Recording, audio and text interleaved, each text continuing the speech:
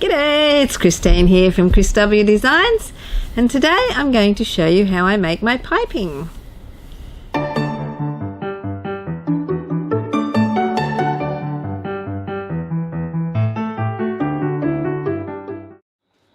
So the best thing about making your own piping is being able to match your fabrics, the fabric of the piping with the fabric of your bag. So what I've done is I've just folded my fabric in half and pressed a crease so I can see where I want to cut, because I need to cut it diagonally across like this. My ruler's not long enough to go the whole way, so I'm just doing it like this. And then I just grab this, flip it over, match it up like so, pop in a few pins,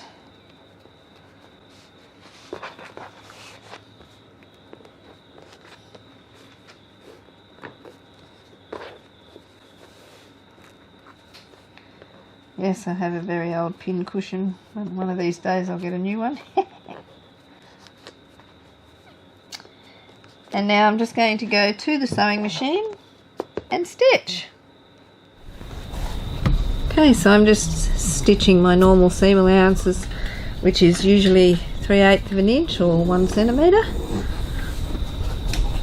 Oh, it was already turned on.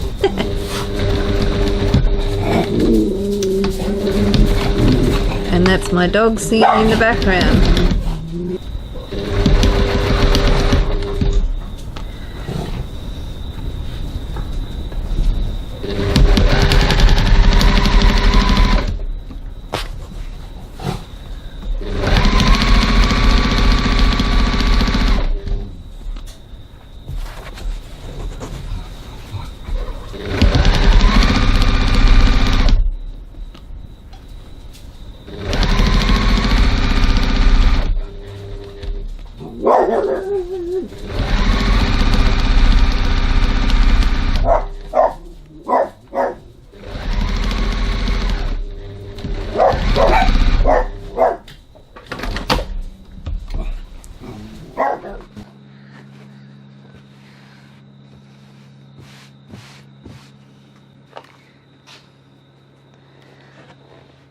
So I'm just pressing the seam open. And you may be wondering why I've interfaced it. I like to interface my piping in most cases, because I find if you don't interface it when you put your fabric around the cord, you can see those ripples, and I don't think that's a good look, but with the interfacing you don't get that, so that's the main reason why I interface my piping. Personal choice. Okay, so now with our seam pressed open, I'm going to draw some lines. I'm cutting my piping at 1 1/4 inch. How wide you want your piping strips depends on how fat your piping is, but I'll put a formula down in the description so that you can work it out for yourself how wide you need to cut it.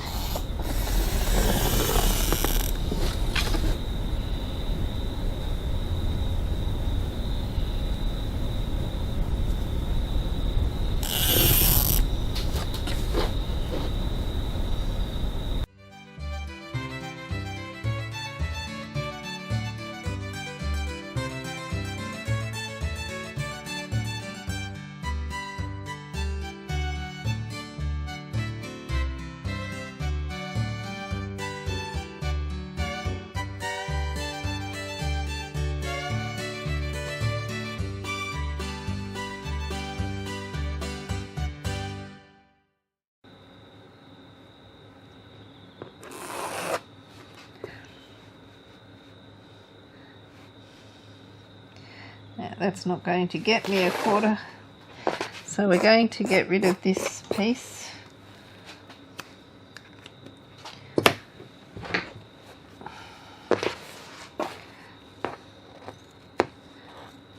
And I need to get myself a different fabric scissors because these ones are blunt. My good ones are down at the house.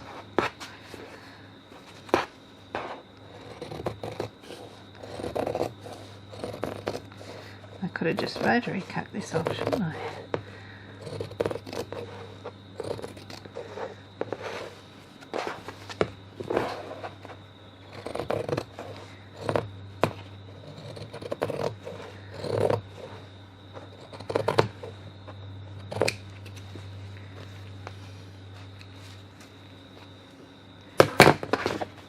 Okay, so now what we need to do,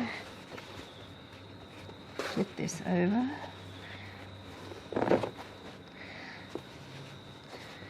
and line up our lines.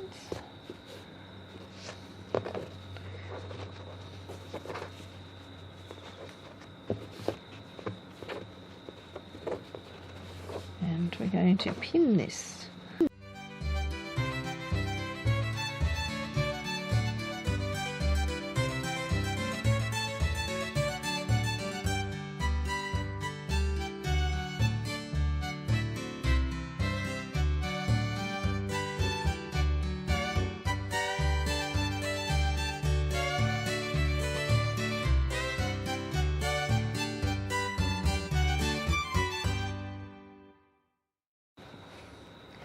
Now we're going to go back to the sewing machine and we're going to stitch.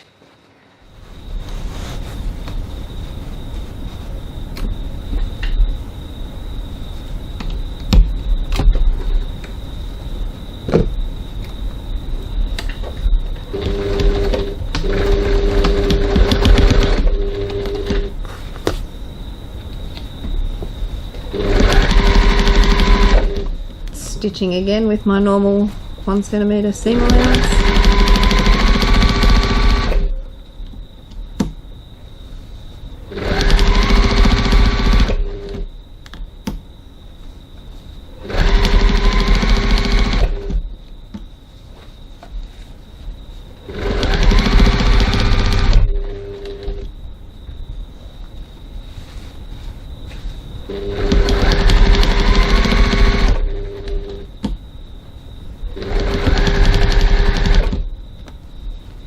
To ignore the fact that my interfacing is not the exact same size as my fabric.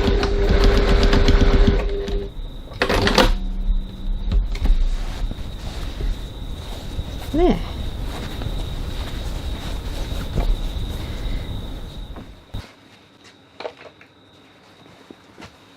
I'm just going to press this open.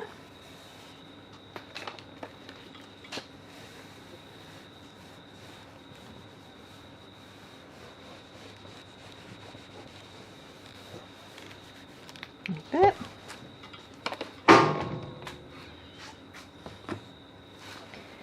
Now, it's going to cut.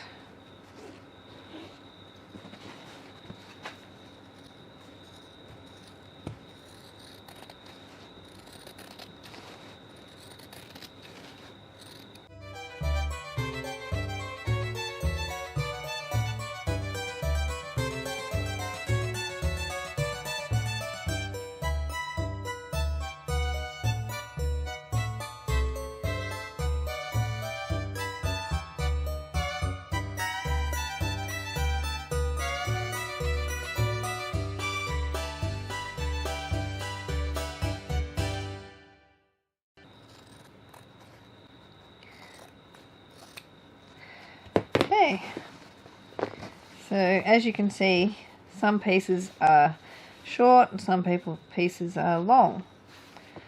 I wouldn't use that little bit, but there's plenty of other long bits which I can use.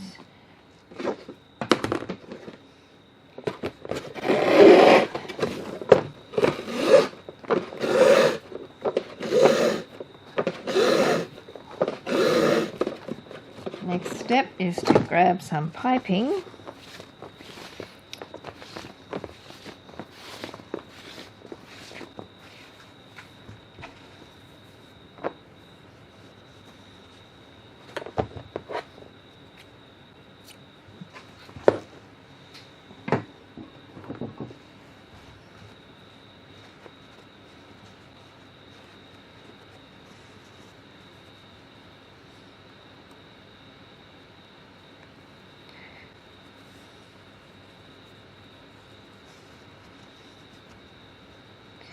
can use clips or pin, whichever way you prefer, doesn't really matter. And it doesn't matter that the edges are jagged, because that will be inside your bag and nobody will ever see it.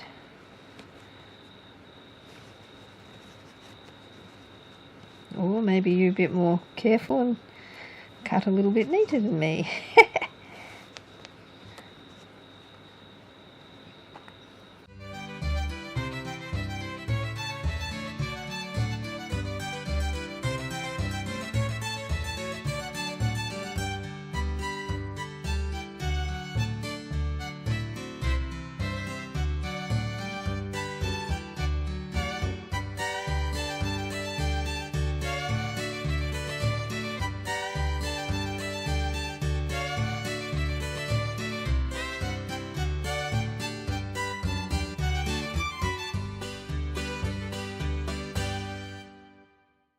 I've run out of pins again. I'll just leave the other bit and we'll call it quits at that for now. If I need more, I shall do more.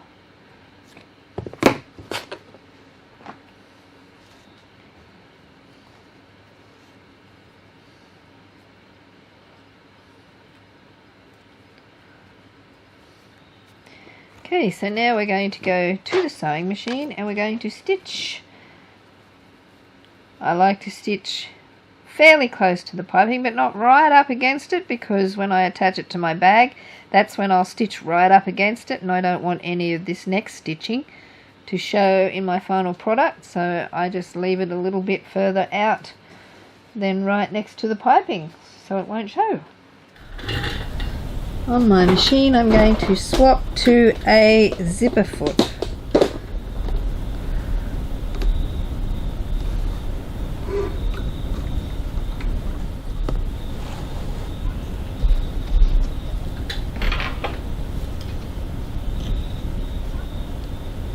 I'm just going to stitch across the end.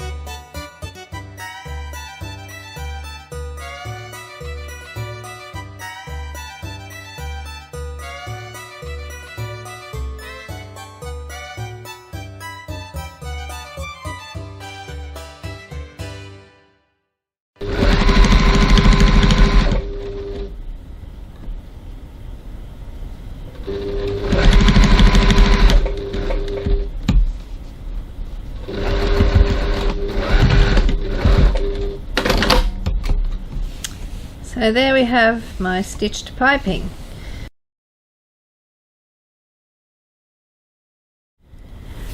So there, I hope you have fun making your piping, and if you like this video, subscribe and ring that bell, or click that bell to be notified of any new videos as I add them, and hit the like button. Catch you later.